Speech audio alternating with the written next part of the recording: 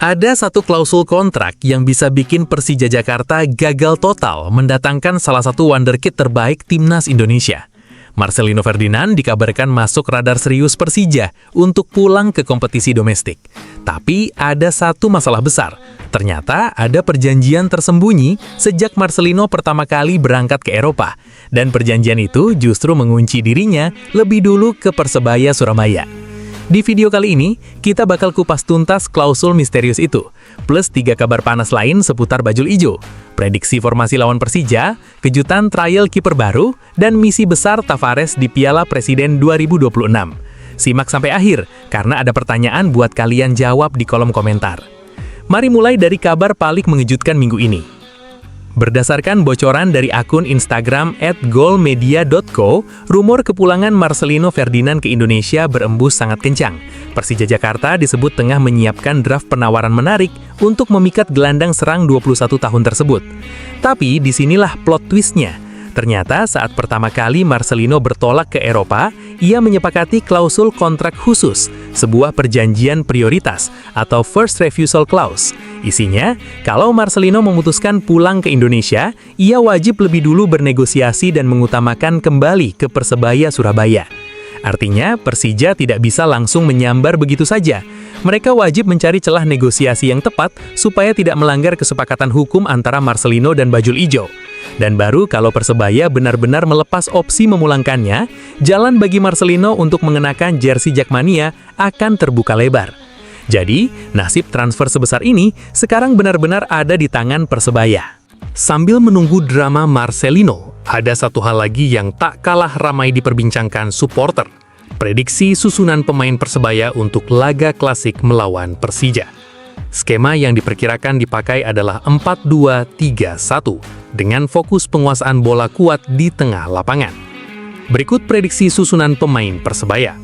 Kiper Hernando Ari, belakang Arif Catur, Slavko Mitrevski, Yuri Fernandes, dan Jefferson. Gelandang bertahan Diogo Ramalho dan Tony Firmansyah. Gelandang serang Diki Kurniawan, Francisco Rivera sebagai kapten, dan Miguel Pereira. Striker Alex. Poros kreativitas tim diproyeksikan bertumpu penuh pada Francisco Rivera, yang bakal disokong pergerakan cepat dua sayap lincah Diki Kurniawan dan Miguel Pereira untuk memanjakan sang striker tunggal, Alex. Perlu diingat, ini baru prediksi. Susunan resmi baru akan diumumkan 1 jam sebelum pertandingan dimulai.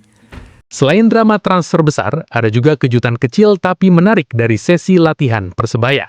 Seorang kiper lokal, Lutfi Masrohan, kedapatan sudah mengenakan atribut latihan resmi klub. Bocoran ini pertama kali diungkap pengamat sepak bola Oscar Baadila lewat akun X pribadinya. Lutfi sebelumnya tercatat sebagai pilar andalan di bawah mistar gawang Persikat Depok. Kemunculannya di sesi latihan langsung memicu spekulasi bahwa ia tengah menjalani proses seleksi bersama tim. Status resminya masih tertutup rapat, tapi ada kabar menarik yang beredar. Sebagian pihak menyebut kehadirannya berkaitan dengan posisi yang ditinggalkan Andre Giovanni. Proses pengamatan performa di latihan diprediksi menjadi penentu apakah Lutfi akan disodori kontrak resmi dalam beberapa hari ke depan. Buat pelatih Bernardo Tavares, Piala Presiden 2026 bukan sekadar ajang mencari trofi. Persebaya tergabung di grup B bersama Persija Jakarta, PSMS Medan, dan Port FC, dan akan membuka turnamen dengan menjamu Persija di Stadion Gelora Bung Tomo, Minggu 26 Juli 2026. Tavares menegaskan, timnya tetap ingin menang di setiap laga. Tapi ia realistis, skuad masih dalam proses pembentukan, sehingga rotasi pemain akan terus dilakukan. Kami ingin memenangkan setiap pertandingan, tetapi yang terpenting saat ini adalah membangun tim. Ada beberapa pemain baru yang masih membutuhkan waktu untuk beradaptasi, ujarnya. Fokus utamanya di turnamen ini bukan hanya soal hasil, tapi soal komitmen pemain, terutama saat melakukan transisi bertahan setelah kehilangan bola. Sebelum ditutup, ada satu pertanyaan menarik buat kalian. Kalau kalian jadi manajemen Persebaya, apakah kalian akan pakai opsi prioritas untuk memulangkan Marcelino Ferdinand atau justru melepasnya ke Persija? Tulis pendapat kalian di kolom komentar. Itu tadi 4 kabar besar Persebaya hari ini. Klausul rahasia Marcelino, prediksi formasi lawan Persija, kejutan trial kiper baru, dan misi besar Tavares di Piala Presiden 2026. Laga Perdona lawan Persija tinggal menghitung hari, dan sepertinya bakal jadi pertandingan yang penuh drama dari berbagai sisi.